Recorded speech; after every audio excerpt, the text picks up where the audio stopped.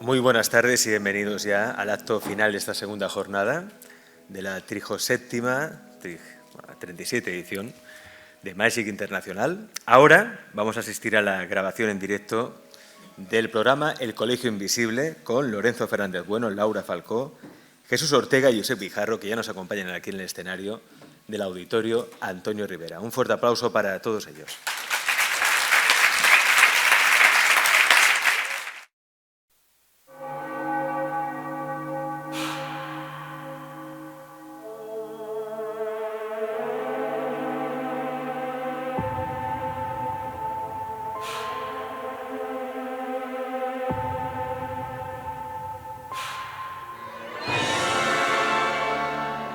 En los años 60, astrofísicos como Joseph Allen Hynek, asesor de Steven Spielberg en encuentros en la tercera fase, o el francés Jacques Vallée, fundaron un colectivo secreto para investigar las anomalías que se producían en los cielos del planeta.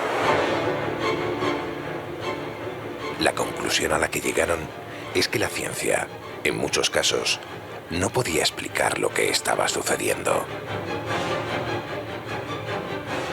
Aquel colectivo fue conocido como el Colegio Invisible.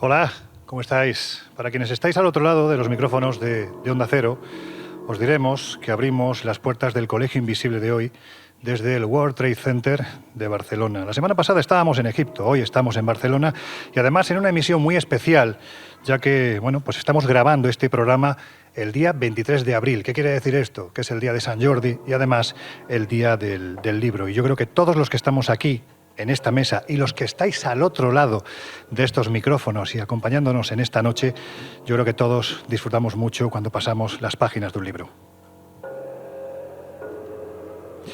Y además lo hacemos acompañados de varios centenares de amigos y amigas que se han acercado hasta la Feria Magic Internacional en su edición de primavera y a los que ya mismo damos la bienvenida. Gracias por acompañarnos.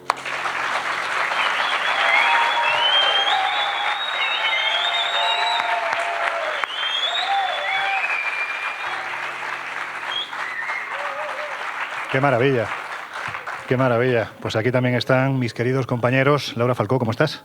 Pues encantada de estar aquí en el Magic, la verdad, es un lujo y más con tantos oyentes aquí escuchándonos. Oye, yo me imagino que hoy, especialmente para ti y para quien está aquí a la izquierda mía, es un día especial, no solo porque todos somos autores de libros, sino porque además estamos en vuestra tierra, estáis jugando en casa. Bueno, es un día bonito donde los hay, a pesar de que hoy nos ha aporreado la cabeza el granizo, pero pese a eso es un día precioso. Bueno, es un día bonito, un día para leer y sobre todo para disfrutar de esto que nos apasiona, que es el misterio. Josep Guijarro, a ver si conseguimos que no suene raro cuando hablas. La semana pasada no sé qué ocurría, cada vez que abrías la boca. Yo es que genero cierto fenómeno paranormal, pero Vale, yo confío que esta vez sí se me escuche bien, ¿no? Se te oye bien. Oye, ¿qué tal está? Hay mucha gente que nos ha preguntado, porque se han enterado a raíz de la emisión de la semana pasada, que tuviste, bueno, que te pegaste un piñazo tremendo en el templo de Dendera, que casi te arrancas el pie. Y están La preguntando qué maldición tal. de los faraones, amigo. Habibi, Pero no, Habibi. está bien y hoy estoy muy emocionado de estar aquí en Barcelona. Tierra en la que, por cierto, se nos escucha por onda media. Hoy se nos escucha en live y desde aquí hay que pedir a ver si nuestros grandes jefes nos colocan en la frecuencia modulada. Bueno, pues vamos a poner velitas. Además, en el Magic lo que estamos viendo es que hay muchísima vela, con lo cual vamos a coger alguna para que esto que tú has comentado se cumpla. Bueno, como digo siempre, el último en ser presentado, y no por ello es el menos importante, es un muchachito que cada vez lo es menos, de Villarrobledo, de Albacete, que además es el escéptico de lujo del programa. Jesús Ortega, ¿cómo andas? Pues mira, me he venido aquí a ver si me convierto. No me he desintegrado al pasear por los stands y estas cosas. Y además, fíjate lo que digo, que hoy yo me convierto un poquito porque veo que lo invisible, los invisibles que normalmente no vemos, pues hoy son mucho más que visibles y eso siempre es un lujo. Eso es como hacer un directo cuando vamos a la radio. Este muchacho se pone como un gusiluz, se le ilumina la cabeza y disfruta como un loco. Normalmente los programas, ya sabéis, lo hacemos casi siempre de viaje, otras veces hacemos directos en la radio y ahora estamos disfrutando de esta tournée de diferentes programas en directo que vamos a realizar por España. Ahora vamos a avisar de los lugares en los que vamos a estar, pero hoy disfrutemos del lugar en el que nos encontramos. Hay que decir que estamos, pues eso, ¿no?, con todos los miembros del Colegio Invisible y con quienes nos acompañáis a este y también al otro lado, ¿no? Vamos a proponeros un programa que tiene mucho que ver con este día, porque hay que decir que a lo largo de la historia ha habido libros que han movido los designios textualmente de la humanidad de su tiempo e incluso de tiempos actuales, ¿no? Unos quizás por su alto contenido mágico, otros por su clara inclinación conspiranoica, que también los hay. Son, vamos a llamarlos así, los libros negros de la historia, que a verlos, como dicen en Galicia, parece que haylos, ¿no, Laura? Por supuesto, y hoy hablaremos de varios de ellos. Libros tan oscuros, tan inquietantes como el libro egipcio de los muertos, el Grimorio de San Cipriano, la Biblia satánica, el Maleus Maleficarum, el Necronomicon, o algunos tan extraños o quizás destacables como puede ser el Protocolo de los Sabios de Sion, el manuscrito Voynich o incluso pues, el libro de los sueños de Sigmund Freud. Libros que algunos no son libros, otros lo han sido pero ya no lo son. Puede que algunos fueran parte de la imaginación, otros reales, pero un libro que sí es real y que no está maldito y que, bueno, en cierto modo es el motivo de que estemos aquí, es precisamente El Colegio Invisible, las historias de misterio más escuchadas, que ha sido editado hace unas semanas por la Esfera de los Libros y que después de esta emisión, bueno, pues os vamos a presentar brevemente a todos los que estáis aquí y si alguien, lo que decíamos hace unos minutos antes de abrir micrófonos, quiere llevarse un pintarrajo, pues nada, que se acerque, ¿no? Hombre, la verdad es que ha quedado al final un libro contundente. Empezamos a hacerlo tonto. No, vamos a hacer tantos capítulos y cuando nos quisimos dar cuenta, la editora un poco más le da un parraque. ¿Verdad? Vamos. Pero antes de continuar, como de bien nacidos es ser agradecidos, vamos a dar la bienvenida a uno de los responsables de esta feria, el Magic Internacional, para que nos cuente alguna cosilla. Alfonso Trinidad, ¿cómo estás, amigo? Pues fantástico y encantado de estar aquí en esta mesa de amigos, más que otra cosa, la verdad. Oye, es un placer volver a compartir micrófono contigo. La verdad es que hacía tiempo que no nos juntábamos así en un estudio improvisado de radio, ¿verdad? Cierto y mejor que en nuestra casa, pues yo encantado y fíjate que estamos aquí casi 300 personas viendo y escuchando misterio. Qué importante es eso. 300 personas, me acabo de poner a temblar. Por ahí va. Sí. Oye, ¿a ti por qué de repente te da por meterte en este lío? Si te lo cuento, igual no seguimos el programa, pero bueno. No, yo siempre, en el caso de Magic Internacional, yo he sido una de las personas, como todos los que han vivido en Barcelona, que le gustan estos temas, que desde pequeñito, desde no tan pequeñito, pues iba por aquí. Por ejemplo, yo vine para conocer a Antonio Rivera, que es quien da nombre a este auditorio en memoria de él, y eso pues me hizo conocer otros mundos, ¿no? Como dice la cita, y desde entonces, pues bueno, ¿quién me iba a decir a mí que en los años 90, a final de los 80, cuando empezaba a venir al Magic, llegaría un momento que gestionaría de alguna forma esto, ¿no? Para tratar de darle cierto colorido, cierta vida y quizás intentar dignificar más todas estas disciplinas, que algunas de ellas están unidas, otras no tanto, pero todo lo que tiene que ver con el mundo esotérico, pero también obviamente con el mundo del misterio y de los enigmas y de todo aquello que todavía no conocemos, ¿no? Que aquí sea un lugar en el que la gente a la que le gusta todo pues puedan venir sin ningún tipo de miedo a aprender. ¿Y quieres que te diga una cosa? Sí. Que lo estás haciendo muy bien. Ya era hora de que se limpiara tanto doctor y tanto profesor. Lo estás haciendo muy bien y yo creo que se merece un aplauso.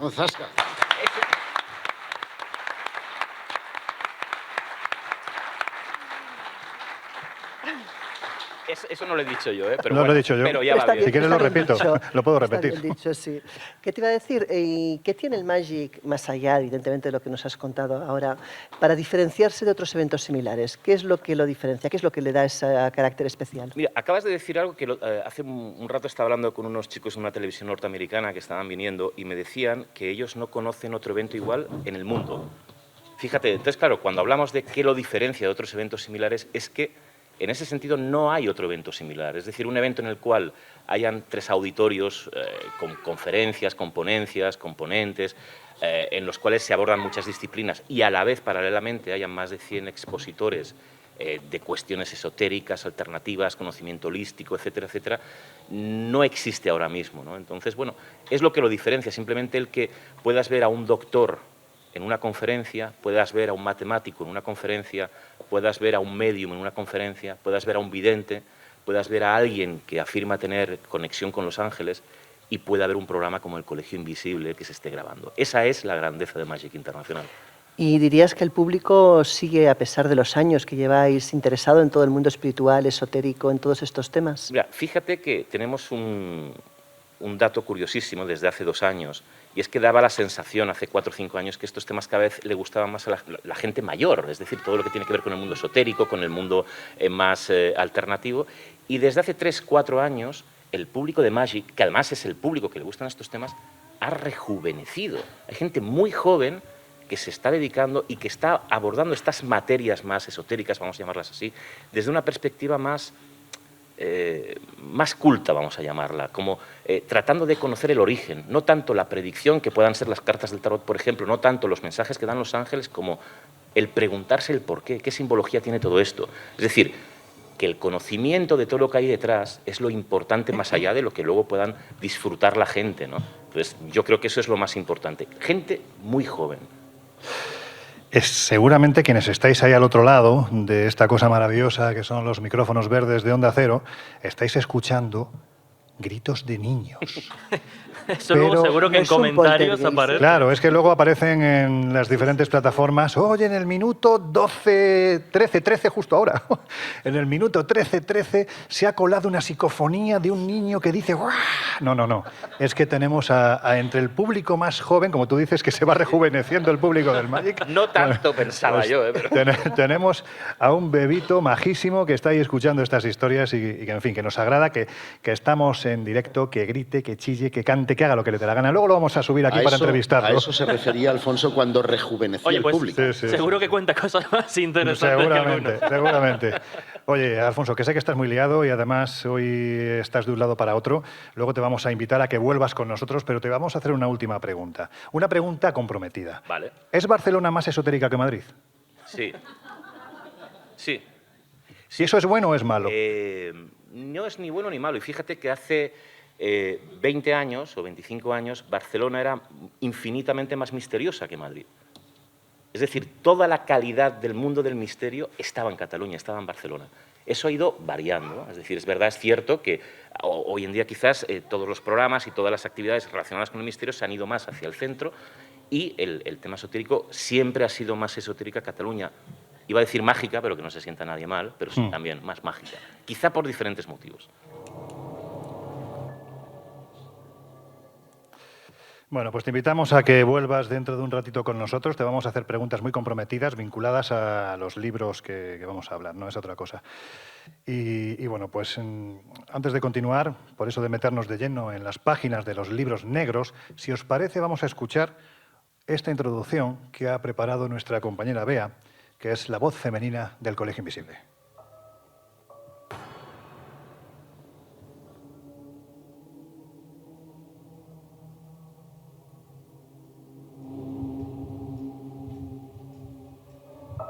Hay libros que han cambiado la historia. Obras cuyas páginas han sido creadas para alterar los acontecimientos, para combatir el mal o para vencer al bien. Trabajos cuyos autores, en otro tiempo, habrían sido quemados por la Inquisición. Textos manuscritos por alquimistas, nigromantes, magos o literatos cuyo eco, a veces inquietante, otras veces aterrador, resuena aún en nuestros días. Son los libros negros, obras que han influido y en ocasiones modelado el pensamiento de los seres humanos a lo largo de los siglos. Son trabajos como el Libro de los Muertos, el Grimorio de San Cipriano, el Malleus Maleficarum, los Protocolos de los Sabios de Sion y tantos otros cuyas páginas vamos a abrir en los próximos minutos. El Colegio Invisible. El periodismo de misterio ya está aquí, en Onda Cero.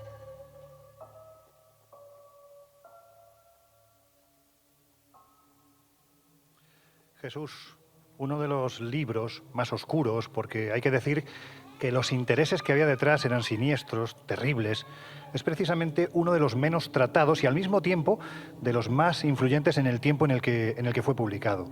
Los protocolos de los sabios de Sion. ¿Cómo aparece este libro? Porque hay que decir, bueno, pues que aparece de repente y que tenía unas claras intenciones, ¿no? Pues mira, yo no es por bajar el hype del programa, pero me temo que este primer libro o este primer repaso, por lo menos sus consecuencias sí que probablemente sean de las más terribles de todos los que vamos a comentar a lo largo del programa. Más que un libro, quizás sería una especie de opúsculo, una cosa muy breve que recoge una serie de, supuestamente una serie de actas de un congreso que tuvo lugar a finales del siglo XIX y que, como el propio título detalla, lo que recoge son las actas de un encuentro, de una especie de congreso de ese grupo, ¿no?, que da el propio título, de los sabios de Sion. Obviamente estaríamos hablando de un grupo sionista, un grupo judío, y hay que situar en un contexto muy concreto. La primera referencia, la primera aparición de este texto nos la encontramos en 1902, parece ser que aparece en Rusia, aunque ahora veremos que se redacta en Francia, y como ya adelantabas, aparece en un contexto siniestro. Su impulsor, el que lo incluye en un libro, es Sergei Nilus, que es un personaje bastante curioso porque acabó siendo una especie de Mesías, salvando las distancias para compararlo con el personaje, una especie de Rasputín que se dedicó a visitar, a viajar por diferentes zonas, diferentes localidades de la Rusia del momento, recogiendo ciertas tradiciones. Él escribió un libro completamente diferente y ahí incluyó ya la primera referencia a estos protocolos. Antes de seguir con esta historia, vamos a decir que este libro de actas lo que recogería nada más y nada menos son las intenciones de estos sabios, de los sabios de Sion, para dominar el mundo. Son una serie de planes, una serie de acciones a nivel político, a nivel social, a nivel económico, para ir infiltrándose poco a poco en todos los estamentos de la sociedad, ir infiltrando a estos sabios de Sion en la sociedad y con el tiempo llegar a dominar el mundo. O sea que el objetivo era dejar a los, en este caso al pueblo judío, dejarlos por el suelo, vamos. Efectivamente. O sea, con gente muy mala, ¿no? Eso es. Si nosotros leemos el libro, nos vamos a encontrar esos planes. Es decir, el libro no ataca directamente a los judíos, pero leyendo sus maléficos planes para dominar el mundo, era la intención, dejar a ellos como con esas oscuras intenciones. ¿Cuál es el objetivo que hay detrás? Pues nos encontramos a un personaje bastante siniestro. Vamos con los nombres raros ya. Vamos. A Piotr Rachkovsky. Este era... Repítelo. Piotr Rachkovsky, perdón. Tocó a ti esta vez. Sí, Laura, esto va hoy difícil. Pero este personaje era ni más ni menos que de la policía secreta zarista, el jefe, digamos, del departamento en París, por eso hacíamos referencia a Francia, y es el que encarga a este Sergei Nilus que lo incluye en su libro para ir haciendo visible. Hay que decir que este libro, los primeros años, no tuvo gran repercusión, pero sin embargo, si avanzamos unos poquitos años, si nos vamos ya, por ejemplo, a 1917 y nos encontramos con el gran episodio de ese año, como es la Revolución Rusa, ya vamos entendiendo un poquito las intenciones de este libro, porque de alguna forma lo que pretendía era justificar las matanzas que se estaban haciendo de judíos en aquel momento, en todo ese contexto, como digo, de la Revolución Rusa. De hecho, las cifras ascienden en ese momento a unos 60.000 judíos aniquilados y que de alguna forma pretendían, insisto, justificar con este libro. Es un libro completamente falso, se sabe que no tiene nada de auténtico y que se redacta y se va implementando precisamente con la intención, como decías, de crear esa animadversión hacia el pueblo judío. De hecho, no hay constancia de que existiese ningún grupo llamado o denominado Sabios de Sion, ni nada por el estilo. Pero claro, ¿qué pasa? Que al encontrarnos con este libro, lo que vemos es que a muchos personajes del momento, y ahora vamos a ir avanzando en la historia, les venía muy bien tener este libro en sus manos y darlo por auténtico. Como decimos, ahí se hablaba incluso de una especie, ahí nace el concepto de alguna forma de conspiración judeo-masónica que luego se ha hecho popular. Y para hacernos una idea y llegar un poco quizá a la eclosión máxima de este libro, nos encontramos ya a las puertas de la Segunda Guerra Mundial con un personaje aún más siniestro que este policía zarista, como es Adolf Hitler, que ve en este libro la excusa perfecta para justificar la matanza, para justificar la solución final, la matanza y la eliminación del pueblo judío. O sea, Jesús, perdona, hay que decir que era un libro falso, como estamos diciendo, de hecho, pero que hizo mucho daño. Sí, sí, de hecho, Claro. desde 1921 se hace una investigación que se publica en el periódico The Times y el libro desde esa fecha ya se sabe que era completamente falso, pero muchos hicieron oídos sordos porque les interesaba. Llegó a ser de lectura obligatoria en la Alemania nazi. Joder. Y a Hitler, desde luego, le sirvió, como decíamos, como una especie de manual de guerra, el manual perfecto para justificar estas matanzas. Por volver a avanzar un poquito más en el tiempo, porque la historia, como podéis imaginar, daría para mucho, a día de hoy, por ejemplo, en determinadas zonas de Oriente, en determinados estados islamistas, se sigue reivindicando y se sigue dando por cierto precisamente para seguir creando esa animadversión hacia el pueblo judío. Repetimos, algo completamente falso y que tiene, desde luego, es una mezcla también entre la realidad y ficción, porque va metiendo determinados episodios que con el tiempo, determinadas más bien estrategias que con el tiempo se han ido medio confirmando, pero que no tiene nada de auténtico y se sabía desde casi el principio. Es decir, es el ejemplo de cómo el poder de una página escrita puede llegar incluso a provocar muertes. Y de hecho, si hacemos una reflexión, es absurdo, porque si tan secreto era todo esto, desde luego no habrían permitido que se divulgara de esa forma. Estamos ante un libro de carácter completamente autoinculpatorio y que, desde luego, si se analiza desde el conocimiento profundo del pueblo judío, las escrituras judías, no parece escrito, ni mucho menos, por nadie del pueblo judío. Espérate, que te he quitado, porque en eso de que sonaba rara tu voz, te he quitado... Decía que ocurre, sin embargo, que aprovechando que el Pisuerga pasa por Valladolid, los protocolos de los sabios de Sion han visto en tiempos modernos, digamos, alzado su importancia en la medida en que el propio poder financiero ha recaído en manos de los judíos. Y esto, cuando las grandes corporaciones, cuando las grandes élites como los Rothschild, los Rockefeller, etcétera, que son ascendentes de judíos, mantienen el poder económico, fundamentalmente de Estados Unidos, pero también de gran parte del mundo, los conspiracionistas actuales, estos que defienden QAnon, estos que están en todas las mandangas habidas y por haber del mundo esotérico, son precisamente quienes reivindican su existencia. Oye, Josep, ya que estás tú hablando, 3 minutos, ¿tú crees que te dará tiempo? 4 minutos más o menos. Bueno, pues mira, es curioso que cuando se busca en las listas de libros cuáles son los más influyentes de la historia, lógicamente aparecen, ¿cómo definirlas?, ¿no? Megaobras como la Biblia, el Quijote, los diálogos de Platón también. Y en esta lista de obras universales se cuela la interpretación de los sueños de Sigmund Freud. ¿Tan importante ha sido la interpretación de los sueños para el ser humano de todos los tiempos? Sí, sí, lo es, y de una forma extraordinaria, a pesar de que la primera edición del libro fue desastrosa. O sea, se comieron los mocos el editor y el pobre Freud. ¿Cuántas veces ha ocurrido eso, Laura, que los editores se coman los mocos? Muchas.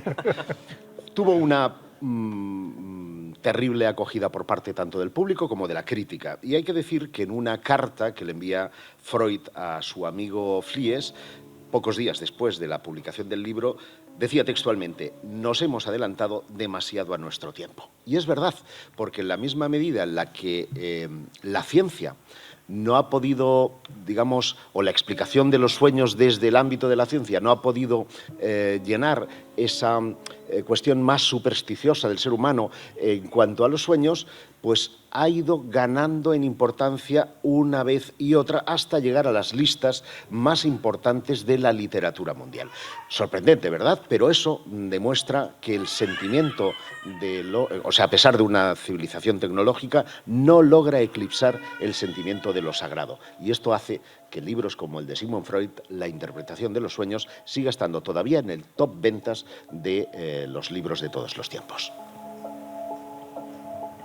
Oye, Laura, hay un libro que nosotros nos hemos encontrado, especialmente en Latinoamérica, parece que forma parte de todas las mesas de poder de un chamán que es el Grimorio de San Cipriano. ¿Qué es esto? Es un libro curioso, es un libro que de hecho se supone que nace en el año 1001, cuando Jonas Suferino, hablamos de un monje alemán, tiene un encuentro místico con los espíritus superiores, se supone que de la corte infernal.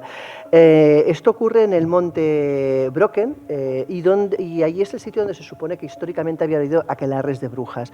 Lo curioso es que este libro tiene dos tipos de libros, es decir, puede ser o bien de magia blanca o bien de magia negra, lo cual sorprende teniendo en cuenta su origen, que evidentemente no es positivo en absoluto.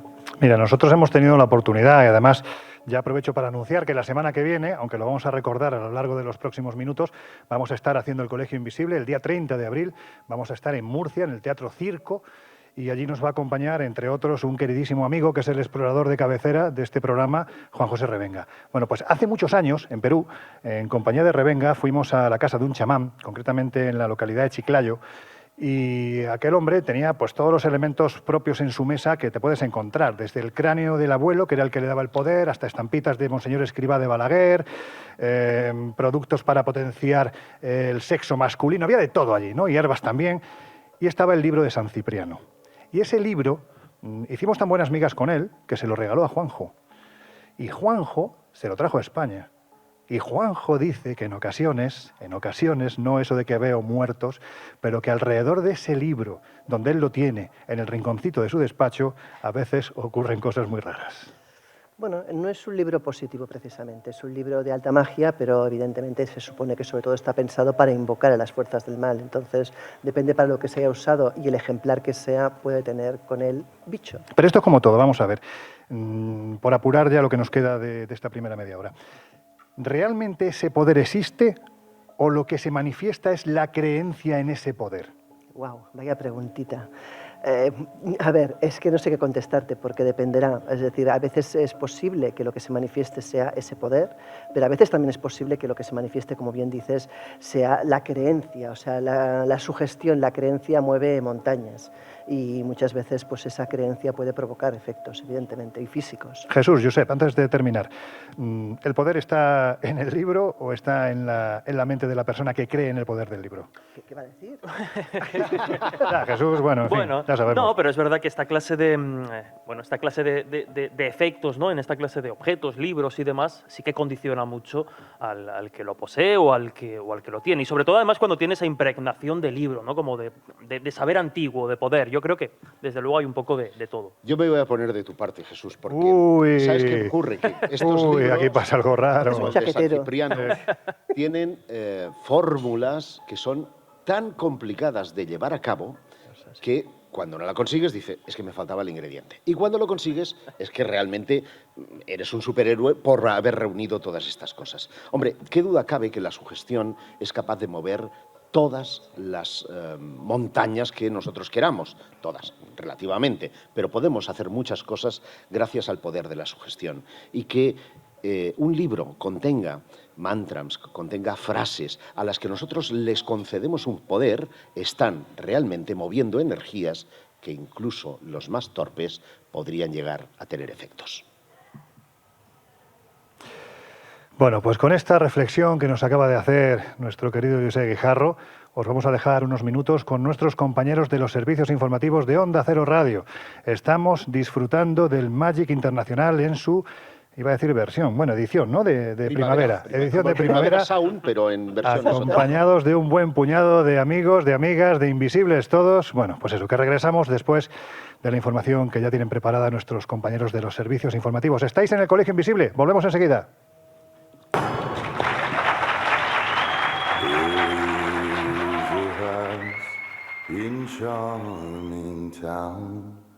En unos minutos volvemos a abrir las puertas del Colegio Invisible en Onda Cero.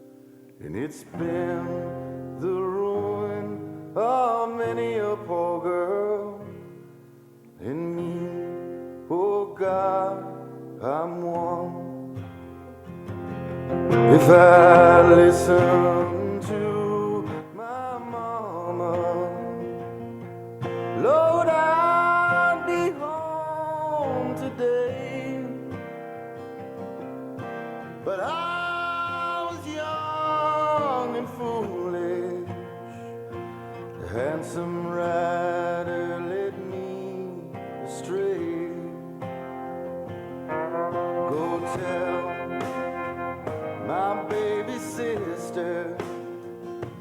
never do what I've done to shun the house in charming town they call the rising sun. My mother, she's a tailor. She sewed my new blue jeans. My sweetheart, he's a rambler. Lord, he rides an old machine.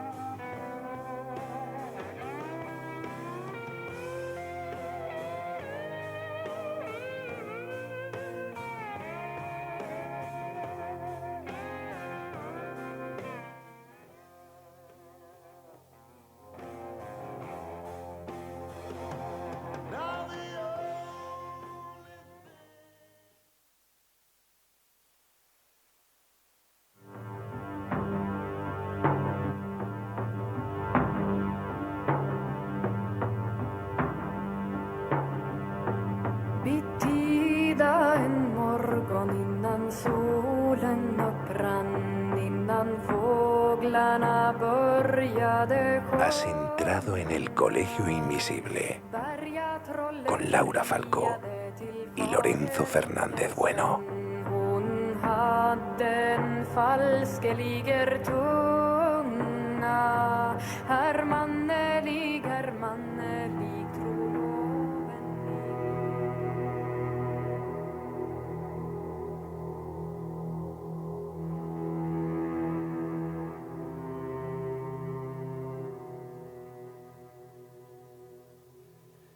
Bueno, pues hola de nuevo. Si te acabas de incorporar al Colegio Invisible de hoy, decirte que estamos hablando de libros, vamos a decirlo así, un poquitín oscuros, ¿no? Libros no son malditos, no llegan a eso, pero sí han condicionado en momentos puntuales de la historia a la gente que vivía en ese momento. Libros del pasado, del presente y, ojo, que también los hay, libros del futuro. Y además lo estamos haciendo desde el World Trade Center de Barcelona y además, hay que decir, Laura, que no estamos solos, ¿verdad? Pues no, estamos acompañados de varios cientos de personas que nos siguen, de invisibles, y además es que es un placer estar acompañada de ellos. Así que si os parece, hola a todos otra vez. Bienvenidos de nuevo.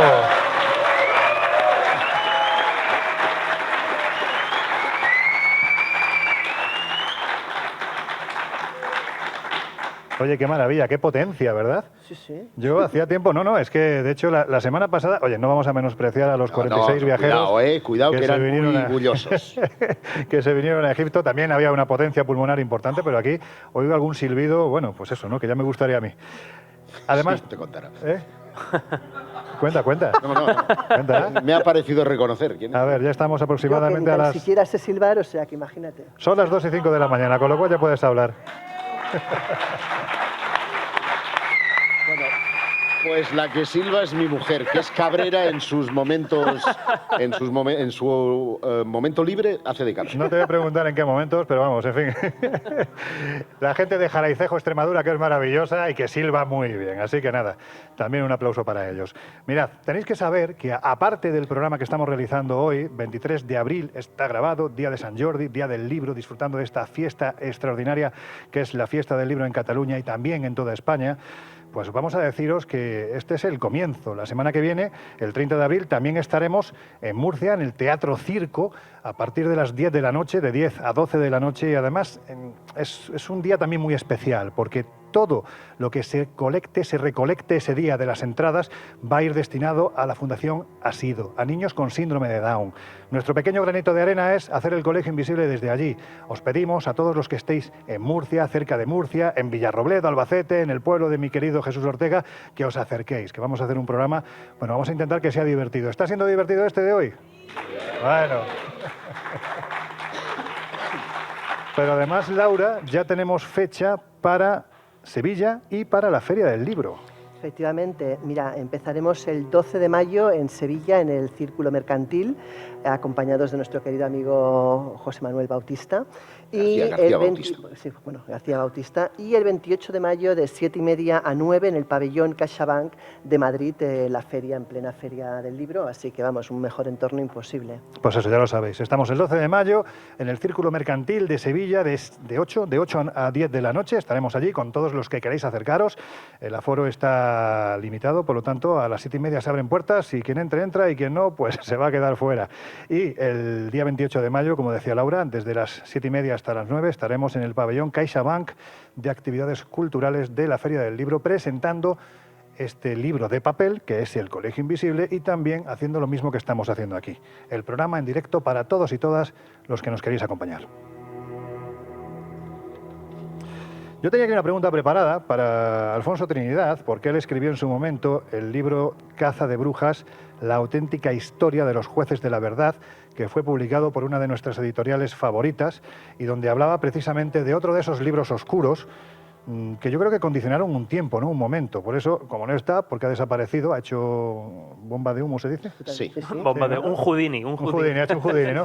Bueno, pues como sois muy sabios, os lo pregunto a vosotros y a ti también, Laura. El Malleus Maleficarum. ¿Qué era este libro? Martillo de brujas. Bueno, el propio nombre lo indica, ¿no? Era el manual, sale a mediados del siglo XV, creo recordar, además con la revolución de la imprenta en aquel momento, y lo que incluía este libro era precisamente diferentes formas de torturar y obtener confesiones de las personas a las que se las acusaba de brujería, hechicería, herejía y estas cosas. Ha sido tremendamente benigno, Jesús. Sí. Es un tratado de misoginia de dos hijos de puta, hay que decirlo así, que eran dominicos. Ha dicho dominicos, ¿no? Vale. No había, o sea, es que todo era culpa de la mujer, todo el mal del mundo recaía siempre en las faldas de una mujer. Por eso digo que es un tratado de misoginia, que efectivamente el pretexto es eliminar, en un momento en el que la peste está diezmando parte de la población, en un momento en el que se han producido muchas guerras. Todo esto es cierto, pero estos dos, vamos, no podían ver a una mujer ni su sombra. Eran dos monjes dominicos, ¿no? Si no me equivoco. Sí. Sprenger y Kramer se llamaban. Dominicos, los dominicanis, los perros de Dios. Y en este caso eran unos perros bastante infernales. De hecho, ¿no? ahora que dices lo de perros, estamos muy cerca del país cátaro, aquí en Barcelona, en 1 hora y media.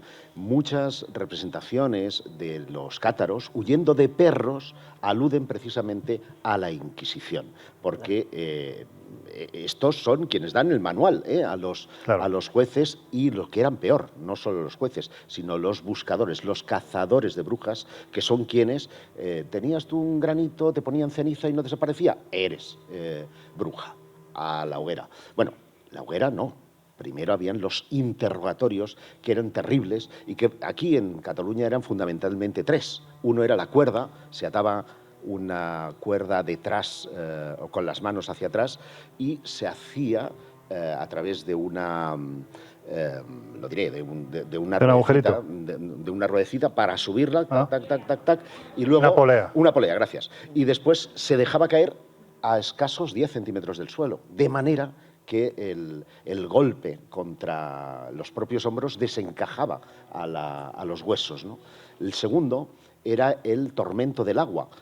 Consistía en poner un trapo al que se le iba mojando paulatinamente. Evidentemente, imagínate, tenías que preguntar y no podías responder porque tenía el trapo en la boca. ¿Eso de qué siglo estamos hablando? Estamos hablando de la Edad Media. Pues que sepas que ese método en Guantánamo se perfeccionó hace no mucho. Desgraciadamente, claro. Desgraciadamente. Si el ser humano para las cosas malas nunca pierde comba. Y el tercero, que era todavía peor, consistía en poner los pies en una... en unos carbones, en una jaula que estaba llena de carbones, que hasta se despellejaban. Y si ahí no habías confesado, pues entonces eras absuelta si es que habías sobrevivido.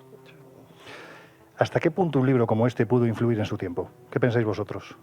Muchísimo. Y más en la época, o sea, una época donde las creencias, donde el pensar que alguien era bruja, el pensar que todo lo que tenía que ver con la religión, con las creencias, era importantísimo.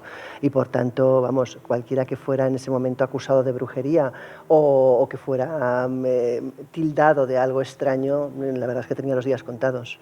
O sea, era un libro en ese momento muy importante. Claro, estamos hablando de lo que decía Josep, es que entonces por el mero hecho de salir con un lunar un poco más grande de lo normal, una verruga, que una lechuza se pusiese en la techumbre de tu casa... Un gato negro, claro, lo que fuera. O sea, es que esto ya era cualquier síntoma motivo. de que ahí vivía una bruja. Bueno, es que de hecho, o sea, las peleas vecinales se solventaban Claro. de esta manera muchas veces. O sea, tú te peleabas con la vecina y la mejor manera de deshacerte de tu vecino era decir que era bruja. O de quedarte con las tierras del vecino. También era otra técnica, por supuesto.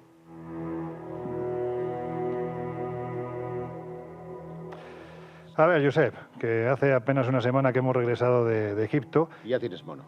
Sí, Ya sí, tienes. yo siempre. La verdad es que, fíjate, vamos a contar una escena que vivimos el primer día, porque para mí es de los momentazos que uno puede vivir de una intensidad brutal, y es ver cómo 46 viajeros de repente salen de su entorno civilizado, vamos a decirlo así, de su pantalla de plasma de 50 pulgadas, de su radio en la que escuchan Onda Cero y los jueves por la noche El Colegio Invisible, de su comida, cena, desayuno, y de repente se meten en mitad del desierto, en un campamento beduino, donde algo tan sencillo como es ir al cuarto de baño, allí se complica. Hay dunas. Hay dunas, muchas dunas. Estaban casi todas ocupadas, por cierto. Pero bueno, lo que está claro es que el estar de noche alrededor de un fuego, oyendo la música de esos beduinos, mirando las estrellas en un desierto absolutamente maravilloso, te conecta con ese yo ancestral, con ese pasado en el que de repente empiezas a escuchar al que tienes enfrente, empiezas a enterarte de lo que te cuenta, historias, leyendas. Es un ejercicio maravilloso. En fin, lo quería decir porque sí, lo echo de menos. Y además allí hay que decir que en su corpus de creencias, ¿no?, de la civilización egipcia, en lo relativo al más allá, a estas leyendas, a estos mitos, había un libro también que tuvo una influencia capital, incluso te diría que casi hoy en día también, ¿no? El libro de los muertos. ¿Quién lo escribió y qué es lo que contiene? Bueno, decir libro es ser generosos, porque este es un escrito funerario que proporciona algunas de las imágenes más vívidas y relatos del antiguo Egipto. Aunque se conoce como libro, digo que en realidad es un compendio de textos que han generado múltiples autores a lo largo de los siglos, 2.300 años, y que siguen presentes, y tú lo sabes bien, en la memoria colectiva de los egipcios. Sí, señor. Bueno, estos textos se han encontrado esparcidos en multitud de tumbas, de templos, lo que ha complicado el estudio detallado de sus mensajes. Pero, sin embargo, su impregnación es tal que todos los faraones, desde el periodo predinástico hasta los tolemaicos, siguieron las directrices en los enterramientos para seguir ese texto, esa información que muy probablemente procedía de boca a oreja de tiempos ancestrales y que compone el paso del alma por el inframundo hasta llegar a las estrellas. Oye, ¿tiene alguna vinculación este libro, el libro de los muertos, con otro que aparece mucho tiempo después, que es muy reconocido y que, como nos va a contar Jesús en unos minutos, bueno, pues tiene una polémica bastante importante alrededor de él, el Necronomicon? ¿Tiene algo que ver?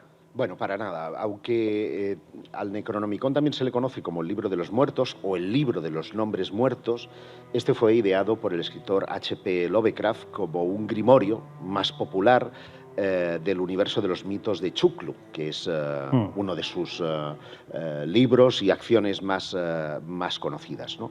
Aunque muchos creen que se trata de un libro maldito real, y que fue escrito por un árabe en el año 738 después de Cristo, que se llamaba Abdul al-Hafred. No sé si lo he dicho bien, ¿eh? Sí. Más o menos. Es que he estado platicando mucho. Sí, una semana entera hablando de cristiano. Y bueno, al parecer, antes de su misteriosa muerte, estos manuscritos habrían pasado limpio en las publicaciones y habrían llegado hasta H.P. Lovecraft, quien los habría popularizado. Pero esto ya Jesús nos dirá qué hay de cierto, ¿no? Pues Jesús, oye, por profundizar un pelín en este asunto, porque mira que se han dicho cosas del Necronomicon, hasta que es un libro que no existe, que fue inventado. Cuéntanos. Bueno, por ahí van los tiros, pero antes de llegar a eso hay que decir que la fama que lo precede es terrible. Ya lo decía Josep, más que el libro de los muertos, sería más acertado hablar del libro de los nombres muertos, porque sería una especie de libro de invocación, un grimorio, ¿no?, como es vendido, a los dioses antiguos, a los primigenios. Pero claro, este libro está rodeado de un aura terrible. Es un libro de saberes ocultos, arcanos, de magia ritual, que, bueno, dicen que quien lo lee, quien lo usa, más vale que salga corriendo y huya lejos de este ejemplar porque puede provocar la locura y la muerte. Tal y como ya adelantaba Josep, hay que decir antes de llevar el nombre del libro de los muertos, el título original, o así nos lo describe su propia mitología, era Kitab al-Azif, que en árabe significaría el rumor de los insectos por la noche, que es un ruido que describen casi como el ulular, como el susurro de los demonios. O sea que ya nos va dando una idea de en qué terrenos nos metemos. La historia, vamos a decir de momento oficial, sitúa el año de su origen en el 730 después de Cristo, efectivamente escrito por Abdul al-Jazrid. Y ahora veremos que es complicado, pero que tiene su sentido. Es un libro que efectivamente imagina e introduce en la cultura popular el escritor de ciencia ficción y terror H.P. Lovecraft, pero lo hace de una manera muy pilla, porque lo rodea de ciertos acontecimientos históricos reales mezclados a su vez con su propia mitología. Es un libro que en toda la literatura de Lovecraft tiene un peso tremendo. Como decimos, abunda en datos reales, los mezcla con ficción, y la historia de este libro comienza en ese 730 y ya la propia muerte del autor, de este Abdul al-Jazrid, es terrible porque hablan de que él muere en pleno día devorado por una especie de bestia, demonio invisible. ¿Por qué? Precisamente por haber revelado esos secretos de invocación a los dioses primigenios. La historia continúa, el libro medio desaparece hasta que es traducido por Theodorus Philetas, un griego, en el año Filetas de ternera, ¿no? de ternera, en el año 950, y ese es ya el que le pone el nombre de Necronomicon.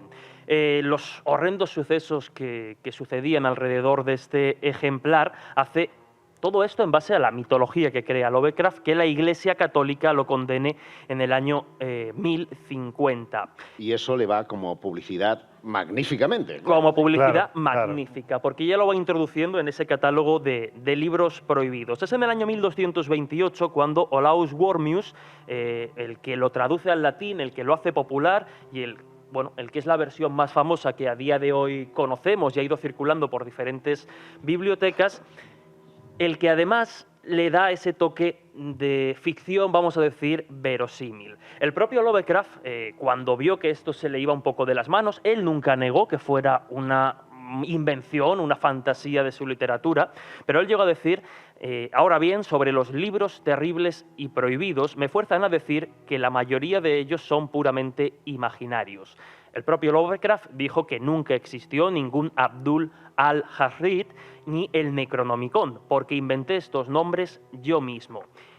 ¿Y de dónde viene este nombre tan extraño de Abdul al-Jazrid? A ver. Pues es, digamos que fonéticamente es el seudónimo que Lovecraft utilizó y sobre todo en su periodo más infantil adolescente, porque si lo traducimos es algo así como al, todos, Jazrid, es decir, todos los libros o todos los saberes leídos. Era un juego de palabras que él utilizó y lo puso en este personaje. Pero además, las leyendas urbanas se van propagando porque él lo sitúa en diferentes bibliotecas reales e incluso hay algunos bromistas que llegan a realizar fichas en bibliotecas como la de París y otros lugares. Incluso en España se habló que podía haber algún ejemplar y algún bromista llegó a crear fichas de que efectivamente el Necronomicon llegó a estar en algunas bibliotecas.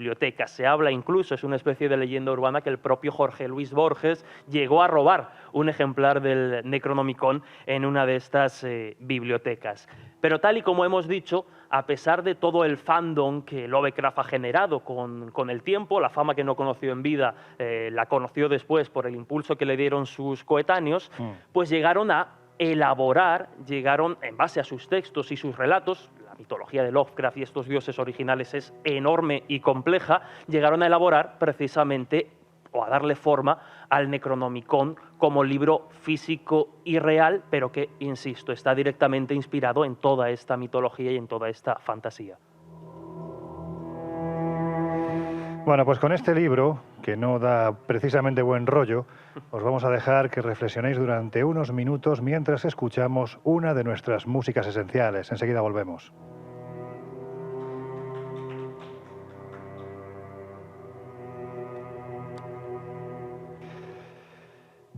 Fíjate, me estaba recordando cuando decías lo de esos insectos, ¿no? El ulular de los insectos en el desierto. Las tradiciones, por ejemplo, de un lugar que yo creo que a todos los que estamos aquí nos encanta, Göbekli Tepe, en el este de Turquía, y ahora Karahan Tepe, que es todavía más grande y más antiguo. Estamos hablando del templo posiblemente más antiguo de la humanidad, con aproximadamente 13.500 años, que se dice pronto. Y lo que nos cuentan las tradiciones es que este lugar era un punto de invocación para los demonios nocturnos que venían ocultos precisamente con las arenas del desierto que traía el viento. Mira, no sé si lo utilizó Lovecraft precisamente para crear el Necronomicon, pero lo que está claro es que el propio nombre ya es potente. Laura, vamos a hablar de un personaje. Este sí que es potente, este es extraño, es misterioso, es excéntrico. Hay que decir que un poco guarro también. También. En fin, ¿quién es Anton Sándor Lavey? Y más allá de su salubridad, ¿por qué es recordado? Mira, este señor nace el 11 de abril de 1930 en Chicago, es hijo de un pastor protestante y, según él, descendiente de georgianos, gitanos y romanos. O sea, nada bueno, vamos, visto así. Bueno, esto simplemente es broma. El señor era muy peculiar. Como tú dices, ya desde su época de estudiante, él deja de estudiar, se mete en el mundo del circo. De hecho, dentro de ese mundo llega a ser un personaje bastante excéntrico, como decías, y bastante llamativo. Y de ahí, del circo ambulante, donde además se dedica especialmente a cuidar leopardos y tigres, nada más y nada menos. Olé. Luego se incursiona ya en lo que es la magia. Igual que Jesulín, ¿no? De Uri, que Sí, también tiene exacto, leopardos sí, y tigres. exacto. Con los Sí, tigres. pero- Currupipi se llamaba, ¿no? Pero no me imagino a Jesulín haciendo cosas... No, como yo tipo tampoco, así, la verdad, No me no. cuadra, no. Bueno, pues este señor después se dedica incluso a la magia, a la hipnosis y posteriormente estudia criminología, que también es raro, o sea, como vertiente de un personaje tan extraño, y se dedica nada más y nada menos que a ser fotógrafo de cadáveres. Imagínate Ole. el buen rollito. O sea, que el personaje ya tenía un tinte Sí. macabro en sí. De ahí empieza a apasionarse por el mundo del más allá, de los muertos y de la investigación paranormal, salta ya a lo que es el satanismo.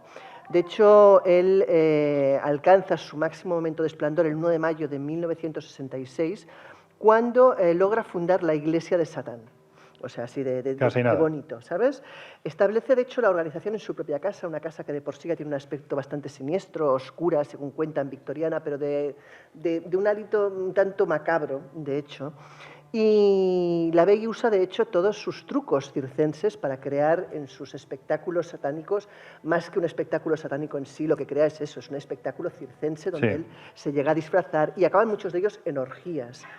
O sea que, bueno, no sé hasta qué punto, más allá del satanismo, era también pues una manera como otra de llamar la atención o de realizar ciertas prácticas rituales, sexuales, porque ¿no? también el satanismo siempre ha tenido una connotación sí, no, claro. sexual, Sexual muy clara, importante, porque sí. es justo lo opuesto a la Evidentemente. Iglesia, que es la castidad, ¿no? Sí, sí, no.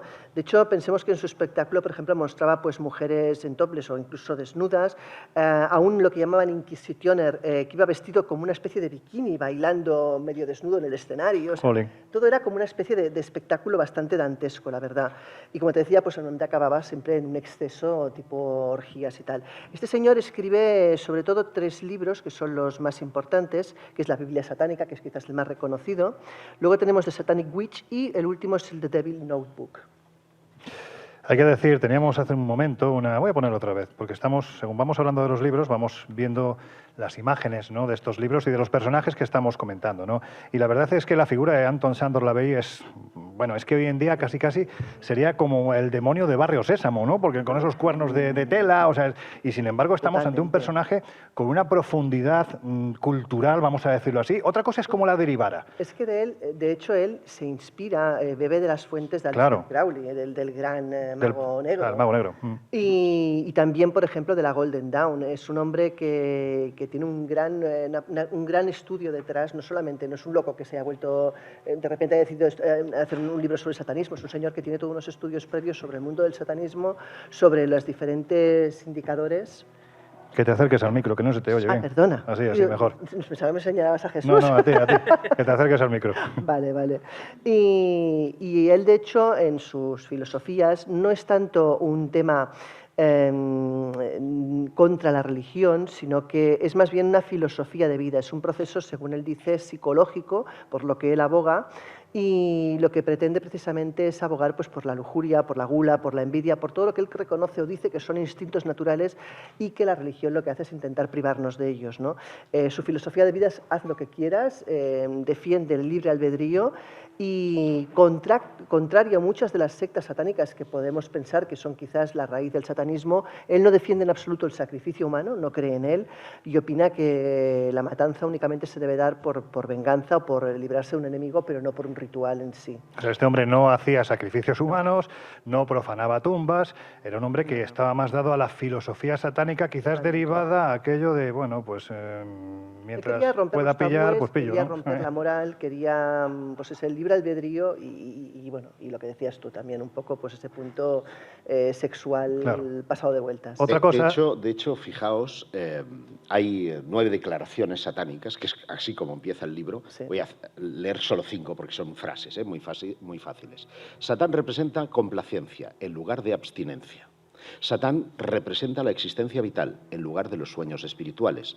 Satán representa la sabiduría perfecta en lugar del autoengaño hipócrita. Satán representa amabilidad hacia quienes la merecen en lugar del amor malgastado. Y hay una que a mí me parece brutal que dice: Satán representa todos los llamados pecados mientras lleven a la gratificación material o emocional. Sí, sí. Claro, fueron 4 millones de seguidores los que en su momento álgido tuvo la Iglesia de Satán de California.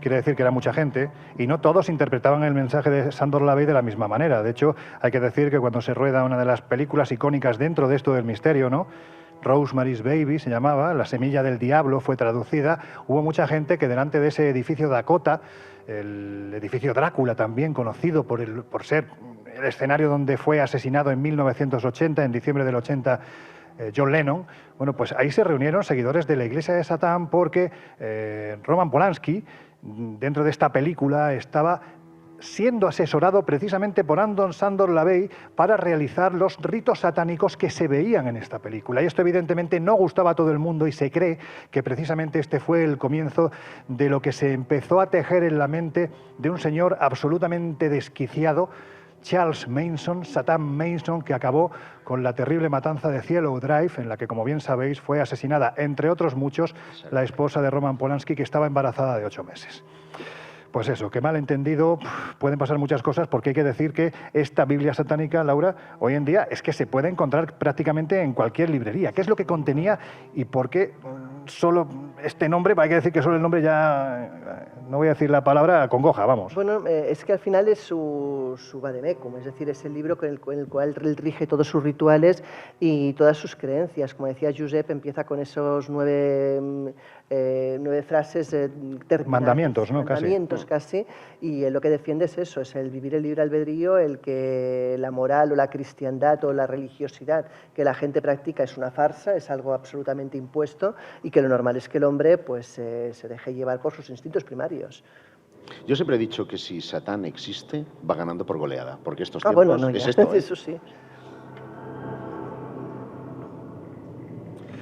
Quizás uno de los libros más estudiados de los últimos siglos sea precisamente este del que Josep nos va a hablar, porque da la sensación de que entre sus páginas, que están prácticamente por entero encriptadas, y hablamos de muchísimas páginas, hay quien ha buscado las claves de un tesoro, sea de conocimiento o no, pero lo cierto es que ese tesoro todavía no se ha encontrado. Del mismo modo que no se sabe a ciencia cierta quién fue su autor. Pero de lo que no hay duda es de que, Josep, el manuscrito Voynich es una absoluta maravilla.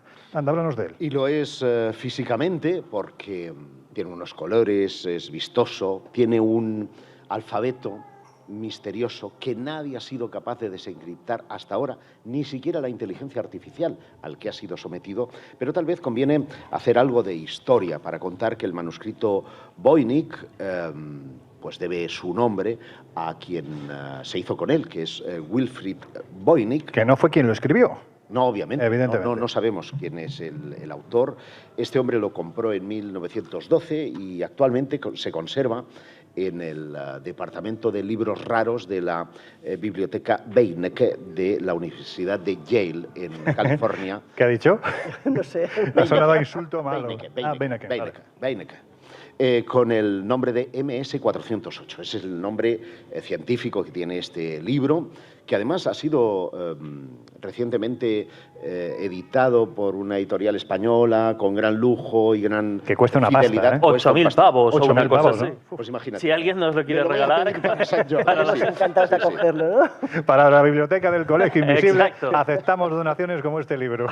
Bueno, el caso es que la datación por carbono 14, porque esto es lo interesante para saber de quién ha podido ser el autor, saber a qué época debemos de remitirnos, ha determinado que el pergamino en el que fue escrito data entre 1404 y 1438. Es decir, estamos hablando de un libro del siglo XV y, por lo tanto, hay varios candidatos que podrían ser considerados los autores. El análisis estilístico, tanto en la escritura como en las ilustraciones, ha corroborado igualmente que se trata de ese siglo XV y seguramente de algún país ubicado en Europa Central y posiblemente en Alemania o incluso el norte de Italia. Vamos acotando. Sabemos que en 1639 la obra fue encontrada en el Vaticano. Esto todavía da más morbo, claro, porque sabéis que existe toda esa biblioteca vaticana, la biblioteca secreta vaticana. Bueno, pues uno de los ejemplares era este Voynich. Y por esa razón se llamó a un jesuita, que era Athanasius Kittner. Es que vaya nombres, ¿eh? Bueno, no es más que no me han tocado a mí. Te ha dedicado a Laura. Hoy estoy encantada. Athanasius Kittner tenía un impresionante currículum como científico, como investigador, como criptógrafo. Era un hombre de Maguncia. Le dan este libro y no da con él. También más tarde se hizo con el ejemplar el emperador del Sacro Imperio Romano, Rodolfo II, en Viena, que se interesa por documentos crípticos y espirituales. El hombre termina pagando 600 ducados, que era una pasta para aquella época, y finalmente acaba en 1912 en la biblioteca de Wilfrid Voynich, que es quien le da nombre finalmente a este libro. ¿Quién lo escribió? Hay multitud de ideas, pero ninguna se ha podido concretar. Algunos han relacionado, algunos escritos, incluso algunas palabras que están en catalán, con la posibilidad de que haya sido... sí, esto es verdad. Haya sido... No lo dudo, ¿eh? No. Y menos aquí. Aquí no lo dudo. Tú sabes que aquí barremos para casa, pero en este caso... Luego hablamos de Colón también, ¿vale?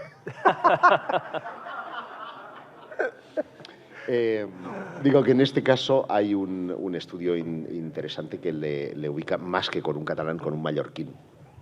Que se me ha ido el nombre a la porra. Da igual, pero bueno, sería muy difícil. Que, estando en la cueva de Randa y teniendo sus visiones, pues posiblemente quiso dejar un libro encriptado para la posteridad. Pero si es un libro encriptado es porque seguramente contenía conocimientos que debían de ser prohibidos para la época, Ramon Llull. Por eso Ramon Llull posiblemente quiso hacer esto. Sus ruedas, que hay muchas ruedas en el libro, coinciden con las ruedas astrológicas de Ramon Llull, y algunas palabras, insisto, por ejemplo, se ven lo que parecen ser 12 parcelas en una de ellas, y en una de ellas pone Mars, M-A-R-I-C, cedilla, es decir, una palabra catalana que es marzo, y por lo tanto podríamos especular que aquello es un calendario. Sin embargo, nadie ha conseguido establecer más allá de esto una correspondencia, salvo con cuestiones relacionadas con la botánica y específicamente con el homúnculo, que dicho así suena feo. Suena fatal. Suena feo, muy feo. Pero en alquimia es como se conoce a esas plantas que pueden terminar creando vida humana. Es decir, el homúnculo sería algo así como una figura a pequeña escala que después, y a través de un proceso alquímico, conseguirá convertirse en un ser humano. Un poco como también era judío Ramón Llull, como los judíos hacían con ese famoso ser de barro que recibe el nombre de golem. Oye, Jesús, ¿y qué dicen las tesis más escépticas de este libro? Porque hay quien piensa que es una patochada muy bien hilada. Bueno, es complicado porque, claro, hay que tener en cuenta que Wilfrid Voynich, como ya hemos dicho, el descubridor, el mercante de libros que se hace con este ejemplar, era un hombre bastante avispado, acostumbrado a esta clase de cuestiones. Y las hipótesis más escépticas al respecto surgen precisamente de la imposibilidad de penetrar en los secretos de este manuscrito. Entonces, ante la ausencia de una clave para comprenderlo, empiezan a surgir la posibilidad de que sea, como bien dices, un fraude. Vamos a ir viendo que se caen un poco por su propio peso, por algunas de las claves que ha dado Josep, pero no obstante comentarlas tiene cierta gracia. Obviamente hay quien ha sugerido que es un fraude inventado por este mismo descubridor, por el propio Voynich, aunque como hemos visto, los propios análisis de carbono 14, tanto del material en el que está escrito como de la propia tinta, parecen confirmar que efectivamente corresponde a esos primeros años del siglo XV. Pero hay una hipótesis muy curiosa y que mete de por medio a un personaje aún más llamativo. Se trata del espía Sidney Reilly. ¿Quién es este señor?, se preguntarán. Pues si les hablo de James Bond, quizás lo tengan más claro, porque es uno de los espías en los que se inspiró Ian Fleming para crear precisamente a este famoso personaje. Fue uno de los grandes espías ingleses que con 19 años, por ejemplo, fingió su propia muerte para huir de la policía zarista, de la que antes hemos hablado cuando hablábamos de los protocolos de los sabios mucho ruso en este programa de hoy, ¿eh? Y llegó a trabajar incluso para Scotland Yard y el recién nacido Servicio Secreto de Inteligencia. Y diréis, ¿y qué pinta este personaje aquí?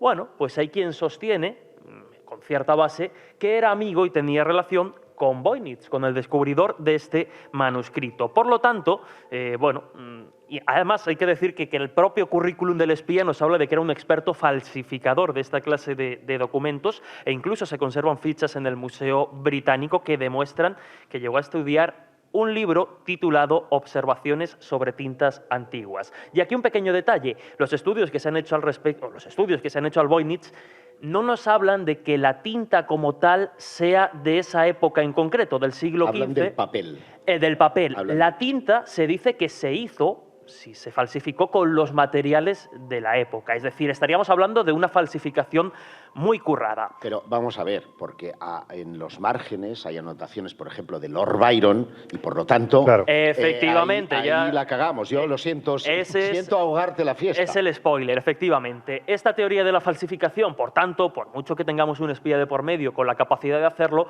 no se sostiene demasiado porque, como dice Josep, las referencias al manuscrito y esas notas que aparecen en sus páginas ya nos lo datan y nos lo ponen en años anteriores. Hay que decir un detalle muy curioso que no tiene nada que ver con las teorías escépticas y lo comento porque a mí me pasó y creo que quizá a muchos invisibles también. Cuando lo vemos en imágenes, imaginamos el Voynich como un gran manuscrito y en realidad es muy pequeñito, es de unas dimensiones muy, muy pequeñitas.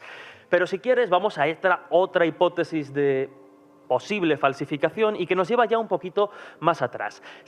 Finales del siglo XVI, nos encontramos con otro gran personaje muy magnético, muy sugerente, como es John Dee, el mago de la reina Isabel. Mago, matemático, aficionado al ocultismo. Y hay quien dice que este manuscrito pudo ser creado en colaboración de John Dee con otro personaje fascinante como es Edward Kelly, que ya había además sido procesado en Inglaterra por falsificar documentos de estas características e ir vendiéndolos a diferentes personajes, como por ejemplo Rodolfo II, otro de los personajes de los que hemos hablado aquí. El emperador de los alquimistas. Efectivamente.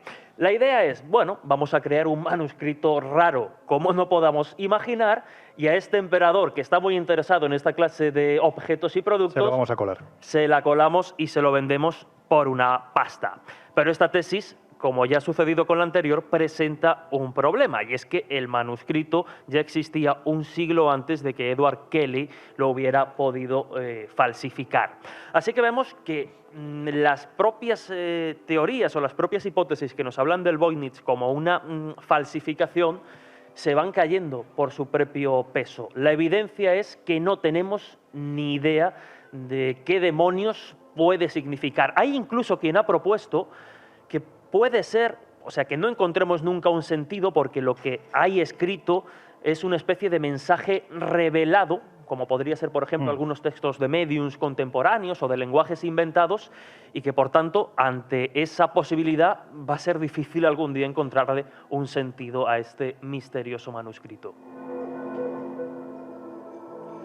Oye, Josep, yo voy a seguir abusando de nuestro viaje a Egipto, porque una de las historias que nos quedamos prácticamente sin desarrollar la semana pasada es la que tiene que ver con la Esfinge de Gizeh y con lo que supuestamente habría debajo. Es decir, hemos estado hablando de libros, pero en este caso de lo que se habla es de depósito de conocimiento ancestral, antiguo, como si fuera una gran biblioteca de Alejandría que estaría debajo de la Esfinge. ¿Esto tiene visos de ser real? Cuéntanos un poco de qué va. Bueno, como muchos de los invisibles ya saben, y del público presente hoy aquí en la sala de Magic del Auditorio Antonio Rivera, hay un vidente conocido como el profeta durmiente, Edgar Cayce, que además becó a importantes egiptólogos, como puede ser el director de excavaciones de la meseta de Giza u otros importantes egiptólogos, porque había tenido distintas visiones que hablaban de un receptáculo donde estaría contenido todo el conocimiento de la humanidad. Él se remitía a una humanidad anterior a la nuestra, es decir, estaría hablando de Atlantes o de una civilización desconocida, y ese conocimiento reposaría justamente en algún depósito que estaría ubicado bajo la Esfinge de Giza. Claro, cualquiera que haya estado en Egipto o que haya visto fotografías reconocerá esa enorme, esa gigantesca escultura, porque es una escultura sobre la piedra caliza de la meseta que configura, propiamente dicho, es el león con cara de Keops, ¿vale? Kefren, sí. Sí, he dicho Keops, cierto. Y en diciembre del año 21, usando tecnología de tomografía sísmica, los arqueólogos descubrieron cámaras secretas que estaban ubicadas precisamente debajo de la Esfinge. Se estima que ese espacio tiene 100 metros cuadrados y abre la posibilidad que contenga, si bien tesoros, si bien esas bibliotecas antiguas de las que nos hablaba Edgar Cayce. El descubrimiento de la cámara secreta fue el resultado de un escaneo sofisticado que fue realizado por el egiptólogo Manu Seyfadyev. No sé si lo digo bien. Da igual.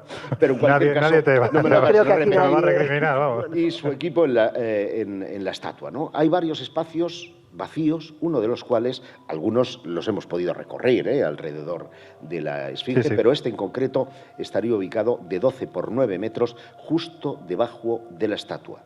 Y ahí es donde se especula, podría tener ese receptáculo de información primordial, de la civilización primordial, de la que ha dado lugar o de la que han nacido todas las escuelas de misterios posteriores y de la que nos habló Edgar Cayce. De hecho, el guía que llevamos en Egipto, el doctor en arqueología Yasser El-Eisi, él estaba convencido de que ahí debajo ya está localizado, pero bueno, ahora lo que decimos siempre, ¿no? El tiempo de la arqueología no tiene nada que ver con el tiempo de los periodistas, que tenemos mucha prisa por saber qué hay ahí debajo. Y parece ser que de momento las autoridades egipcias arqueológicas encarnadas en el superarqueólogo Zahi Hawass pues no parece tener mucha prisa. Esto, lógicamente, Laura, es lo que nos cuenta la tradición egipcia, quizás más cercana a la leyenda. Aunque, bueno, pues ya se sabe que en el país de los faraones a veces es difícil distinguir dónde termina la leyenda y dónde empieza la realidad. Pero de lo que no hay duda ninguna es que si hay un lugar que bien podría ser nuestra particular esfinge del siglo XXI en lo que a custodia, ¿no? de libros, textos, manuscritos extraños. Estamos hablando de kilómetros de estanterías. Esos serían los depósitos del Vaticano. A ver, Laura, cuéntanos de cuántos kilómetros, porque aquí hablamos de cifras, podemos decirlo así, que faraónicas, ¿no?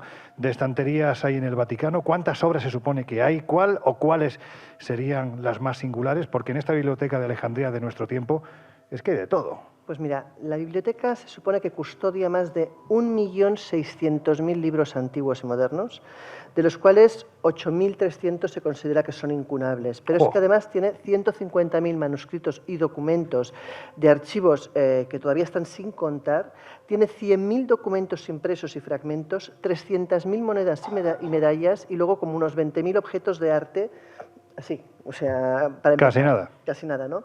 Entre sus libros más destacables tenemos, por ejemplo, el famoso Pentateuco. Hablamos de los 5 primeros libros del Génesis, traducidos a la lengua de Jesús. De hecho, este libro se pensaba perdido.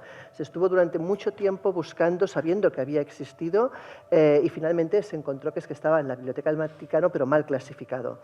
El caso es que, por ejemplo, también tenemos ahí otros códices fundamentales de la literatura griega, latina, judaica. También tenemos libros tan valiosos como de la República de Cicerón, por ejemplo, los 4 códices antiguos de Virgilio, el Terencio del Vaticano, por ejemplo, o las colecciones de comedias también de Terencio. Pero quizás el libro por excelencia, la joya que se puede decir que atesoran esas paredes es el Codex B de la Biblia. Hablamos de uno de los pocos manuscritos que se han conservado por entero del texto de la Biblia en griego. Su forma, de hecho, es cuadrada, con mucha probabilidad fue escrito en Egipto, según relatan, y de hecho su escritura es escritura cunicial, es decir, hablamos de la escritura minúscula de la Biblia, original de la Biblia. Es considerado como el Códice Vaticano por excelencia y, de hecho, en 1586 es la obra que se utiliza para crear el Nuevo Testamento, el Antiguo Testamento, perdón. Siempre lo decimos, archivo secreto no quiere decir que sea secreto, es decir, no es que nos estén diciendo a la cara que no, bueno, pues, estamos hablando de que secreto viene de la palabra secretarium. Secretarium era el secretario del Papa. En este caso se está haciendo alusión al archivo privado del pontífice, que tiene mucho de secreto, porque seguramente si empezáramos a rascar documentos vinculados a la conquista de América, documentos vinculados a la Orden del Temple, documentos vinculados a la Primera, Segunda Guerra Mundial, seguramente nos pegaríamos más de un susto. Esto, si me lo permites llevar al asunto de los ovnis, es cuando tienes la clasificación de ace only, solamente para el presidente. Pues aquí es solo para el Papa. Al fin y al cabo, las cosas que ve el Papa o las que ve el presidente son muy secretas. Ojo, porque ahora del Vaticano hay una gran parte que han sido escaneados y se pueden consultar online. O sea, tiene una gran parte del archivo que es consultable, cosa que hasta ahora... Se ha desclasificado, igual que los ovnis, ¿ves? Bueno. Bueno, pues venga, que afrontamos ya los minutos finales del Colegio Invisible.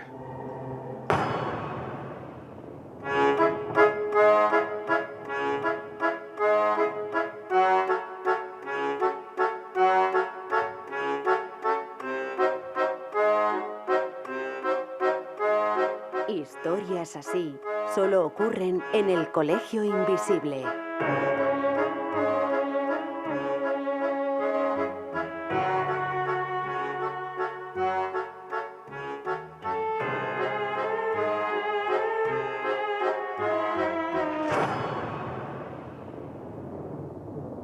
Ain't no sunshine when he's gone. It's not warm when he's away. Bueno, pues llega uno de mis momentos favoritos, aunque en este caso más que una conclusión, ya que estamos hablando de libros, os voy a pedir que me digáis, vosotros que sois además grandes bibliófilos, ¿cuál es vuestro libro favorito dentro del asunto que estamos tratando y por qué? Tenemos aproximadamente unos 3-4 minutos, así que venga, ¿quién empieza? Venga, pues empiezo yo y así, si alguien tenía pensado el mío, me lo quedo. Yo de los que hemos comentado hoy, y hablando de libros extraños y demás, me quedaría con el Voynich, porque realmente es un auténtico enigma, iba a decir con patas, ¿no? Sí, Pero bueno, sí, con sí. solapas, ¿no? Porque, como hemos visto, es eso, un auténtico enigma, un auténtico desafío del que quién sabe si algún día sabremos qué demonios contenía o qué demonios quería decir su autor o autores. Pues mira, yo me quedaría con el libro que no es libro, es decir, con el Necronomicon, porque me parece una operación de marketing brillante Sí. Total. para la época en que fue concebido. O sea, creo que realmente el ingenio de Lovecraft fue único. Tienes que acercarte más al micrófono, que luego la gente dice que se te oye poco. Claro. Ahora no se te oye nada porque no has dicho nada, lo has pensado, vale, ya sé lo que has pensado. Pues mira, yo voy a Dale. abrir un melón que creo que podría servir para hacer otro colegio invisible. ¿Os suena Crónica de Akakor? Sí, hombre, Akakor. ¡Akakor! Bueno, pues ese es un libro singular que otros también han relacionado con una falsa aventura, pero que muchos buscadores y exploradores del siglo XX han ido detrás de las ciudades míticas y misteriosas que tendrían que ver con ese nombre, con Akakor. Tomad nota, es un libro descatalogado, buscado entre los que nos gustan todas estas materias y que puede abrir yo creo que una página diferente del Colegio Invisible. Bueno, pues nada, ahí nos quedamos con las crónicas de Akakor, con el Necronomicon y con el manuscrito Voynich. ¿Y el tuyo, Loren? Madre mía, me has pillado. ¿Cuál sería el mío? Pues yo qué sé. Oh, son tantos los que se puede echar un vistazo, ¿no? Bueno, quizás a mí me gustaría más que el libro de los muertos egipcio, me gustaría saber más sobre la figura, por ejemplo, de la que prácticamente no se ha escrito nada, que fue el supuesto autor del libro de los muertos, ¿no? La figura de Tot, ese Hermes Trimegistro, ¿no? El que hablaba siempre de que como es arriba es abajo. En fin, yo creo que es una figura bastante interesante. No sé si se ha escrito algún libro que sea prohibido, que sea oscuro, que sea influyente sobre él, pero la verdad es que si lo hay, me encantaría leerlo. He goes away. Bueno, pues llegando ya al final de esta música que anuncia que quedan pocos minutos para cerrar las puertas del Colegio Invisible, ¿qué os parece si vamos avisando de lo que está por venir? Tenemos muchas cosas y una además bastante incipiente que además es interesante para este foro, y es que la noche de San Juan vamos a realizar en Sitges, yo y Josep, una cena mágica con ritual por la noche en la playa. Para aquellos que quieran acompañarnos, pues en Viajes Prisma está toda la información, pero luego al día siguiente además iniciamos una ruta por Cataluña. Siempre nos decís que no hacemos rutas por Cataluña, pues a ver, no las hacemos porque la gente nos apunta, así que... Es el momento de que se apunten. Es el momento para animarnos a hacer más cosas en Cataluña. De hecho, lo que haremos es ir desde Sitges hasta Tarragona, revisitaremos todo lo que es Tarraco, Poblet, Santas Creus, Parador de Cardona, evidentemente, con la habitación 712, y de ahí iremos a hacer la noche ovni a Montserrat y a dormir en Montserrat, de hecho, y al día siguiente volvemos para Barcelona. Oye, dentro de ese ritual va a estar Josep haciendo el ritual de las 7 olas, como una sílfide, desnudito, saltando. Sí, es posible, ¿no? Bueno, solo por eso merece la pena ir, ¿verdad? Bueno, el baile de los 7 velos va a hacer él. Yo siempre he dicho que desnudo gano, ¿verdad, cariño?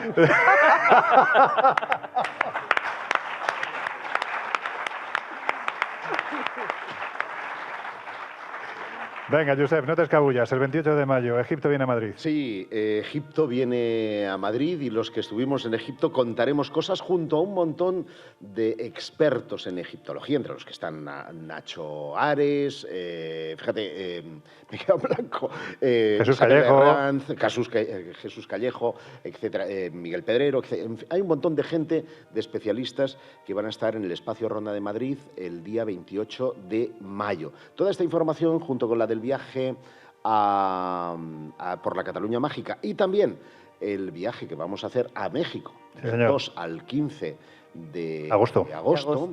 La van a poder encontrar en viajesprisma.com. Y no es un viaje baladí, es un viaje como los que hacemos todos nosotros de exploración, de viajero, no de turismo. Es de llegar al fondo de las cosas y además... Y de charlas y de compartir experiencias.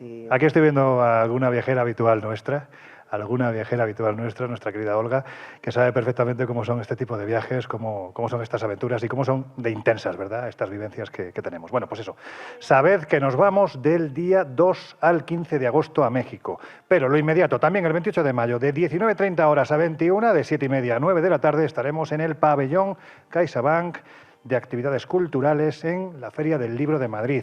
Presentaremos el libro y también, por supuesto, haremos parte del Colegio Invisible. El 12 de mayo, de 8 a 10 de la noche, estaremos en el Círculo Mercantil de Sevilla. Y lo inmediato, que es dentro de nada, es decir, estamos hablando de que este programa se emite 2 días antes, quiere decir que el día 30 de abril, que me estoy liando yo solo, el 30 de abril estaremos de 10 a 12 de la noche en el Teatro Circo de Murcia, haciendo también el Colegio Invisible en Onda Cero. El Colegio Invisible, con Lorenzo Fernández Bueno y Laura Falcó, en Onda Cero.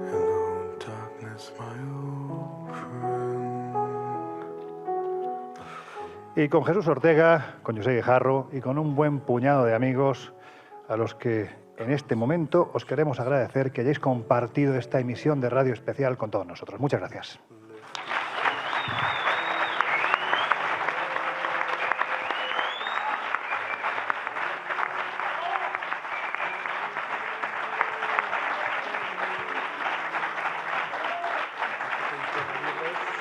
Qué maravilla, qué gusto. Qué pasada, ¿verdad? Pues sí.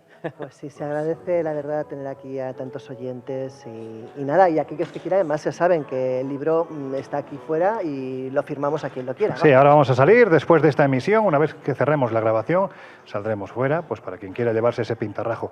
Nosotros ya vamos a cerrar las puertas del Colegio Invisible. Jesús Ortega, la semana que viene desde Murcia, allí nos vemos. Allí nos vemos y nos escuchamos. Un abrazo. Laura Falcó, pues eso, que dentro de 7 días un poquito más. Seguimos. José Jarro, amigo, ¿estás en tu tierra, Habibi? Estoy en mi tierra. Nos oímos dentro de 7 días. Y ya Sara. os dejamos en la compañía de nuestro querido José Luis Salas, de sus no sonoras y de su fantástico equipo. Nosotros regresamos, abrimos las puertas de nuevo del Colegio Invisible dentro de 7 días. Hasta entonces, que seáis, por favor, muy felices, que merece la pena. Gracias.